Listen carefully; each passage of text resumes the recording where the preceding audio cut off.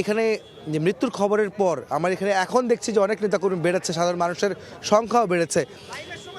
সেখানে আসলে সকাল থেকে আপনি আসলে এখানে কি দেখেছেন? এখন পর্যন্ত যে বিষয়টি দেখা গেছে যে গতকাল রাতে কিন্তু আমরা দেখেছি যে বেশ কিছু তৎপরতা ছিল এখানে বিএনপির পক্ষ থেকে, অর্থাৎ ডাক্তার জাহিদ তিনি কিন্তু একাধিকবার কথা বলেছিলেন গতকাল, এবং সেই প্রেক্ষিতে এক ধরনের বেশ লম্বা সময় ধরে আমরা জানি নভেম্বরের শেষ থেকেই বেগম খালেদা জিয়া এভারকার হাসপাতালে চিকিৎসাধীন আছেন। নেতাকর্মীদের ভিতরে উদ্বিগ্নতা ছিল, তারা উৎকণ্ঠার মধ্যেই ছিলেন, এবং বলা চলে যে আজ ভোরে হঠাৎ করেই আসলে এই সংবাদটি আসে। সেই সময় যতটা ভিড় ছিল, বেলা বাড়ার সঙ্গে সঙ্গে আমরা যে বিষয়টি দেখেছি যে নেতাকর্মীদের ভিড় কিন্তু বেশ বেড়েই চলেছে, এবং এই যে তারা আসছেন এখানে তারা কতখানি প্রবেশ করতে পারবেন ভেতরে সেটি তারা জানেন না, কিন্তু সেটি না জানার পরেও তাদের দলের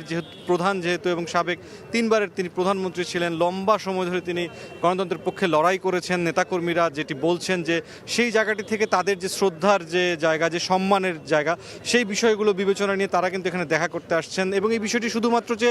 দলের নেতাকর্মীদের মধ্যে সীমাবদ্ধ। আমি ওইটাই জিজ্ঞেস করতেছিলাম যে এখানে শুধুমাত্র কি নেতাকর্মীরাই এসেছেন নাকি অন্য কেউ, সাধারণ মানুষ? যেটা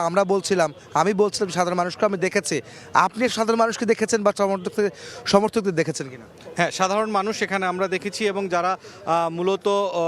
বিএনপির সাথে সরাসরি তারা রাজনীতি করেন না, কিন্তু তারা এক ধরনের সমর্থন করেন, এবং বলা চলে যে বিএনপির যে বাংলাদেশের ভোটের সংস্কৃতির যে ইতিহাস, সেখানে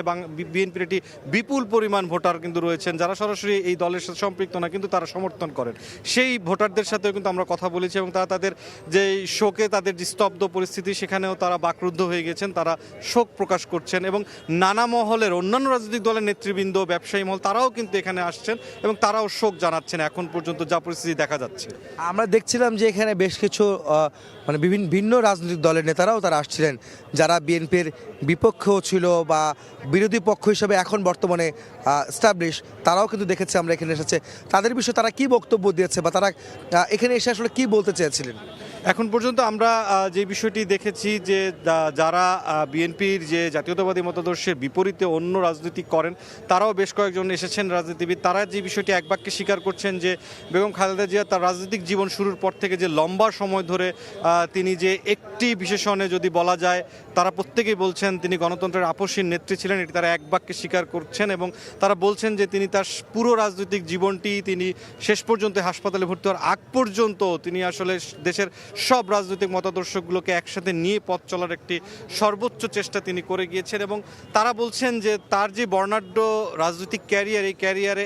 এই সফলতাটাই সবচেয়ে বড় হিসেবে থাকবে যে তিনি এই সব রাজনৈতিক দলগুলোকে নিয়ে যে পথ চলার সব সময় চেষ্টা করেছেন, সেই পথ চলার চেষ্টার প্রেক্ষিতেই মূলত তাদের যে শ্রদ্ধা জ্ঞাপন, তার ওই পথ চলার যে প্রচেষ্টা, তার প্রতি আসলে শ্রদ্ধা জানিয়েই তারা এই বই প্রকাশ করছেন, এখানে এসে তার প্রতি শ্রদ্ধা জানাচ্ছেন, এবং পরিবারের সদস্যদের সাথে দেখা করার চেষ্টাও করেছেন, কেউ কেউ দেখাও করেছেন, এবং সার্বিকভাবে তাদের যেই শোকের বহিঃপ্রকাশ, তাদের যে বার্তাগুলো রয়েছে সেই বার্তাগুলো তারা দিচ্ছেন, এবং তারা বলছেন যে আগামীর যে বাংলাদেশে যে পথ চলা, সেই পথ চলায় যে গণতন্ত্রের যে চর্চা হবে, সেই চর্চার প্রেক্ষিতে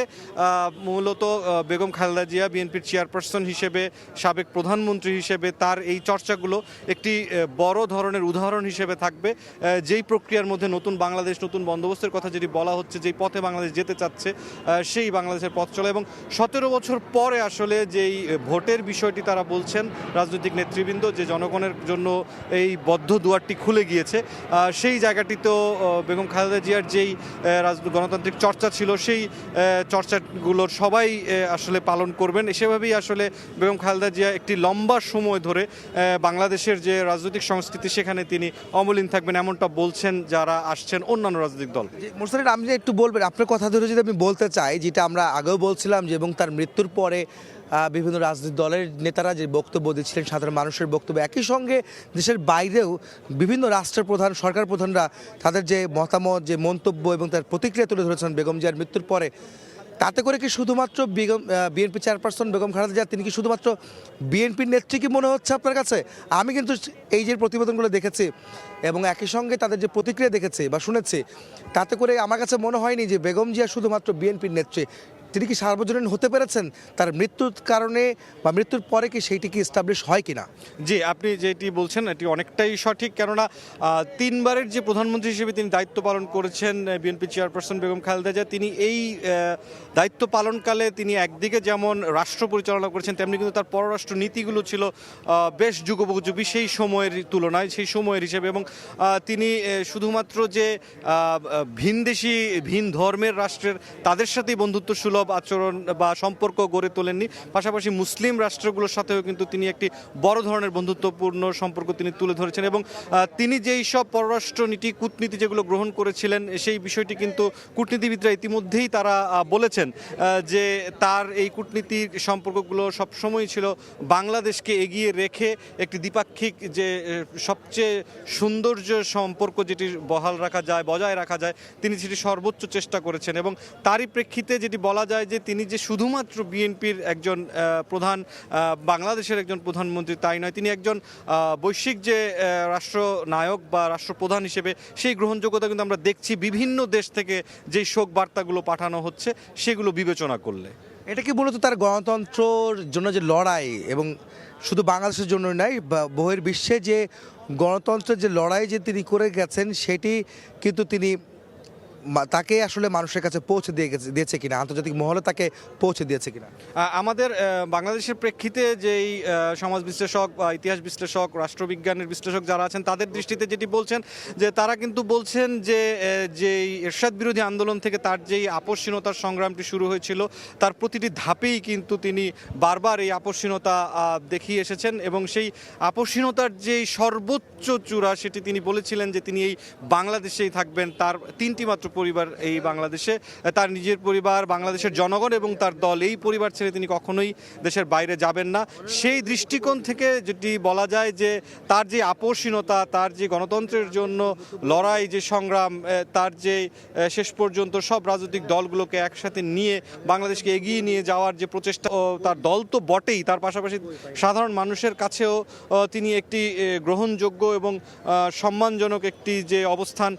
সেটি কিন্তু ধরে রাখতে সক্ষম হয়েছেন বলে সার্বিক পরিস্থিতিতে এখন পর্যন্ত বোঝা যাচ্ছে, দেশ বিদেশ সব মিলিয়ে।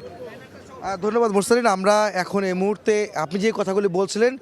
সেই সূত্র ধরে বলতে চাই যে আমার একটি প্রতিবেদন তৈরি করা আছে বিএনপি চেয়ারপারসন বেগম খালেদা জিয়াকে নিয়ে, তার যে গণতন্ত্রের যে সংগ্রাম এবং তার যে রাজনৈতিক জীবন এবং তার ব্যক্তিগত জীবন, এবং তিনি যে সংগ্রাম করেছিলেন গণতন্ত্রের জন্য, এই দেশের জন্য, দেশের স্বাধীনতা সার্বভৌমত্বের জন্য।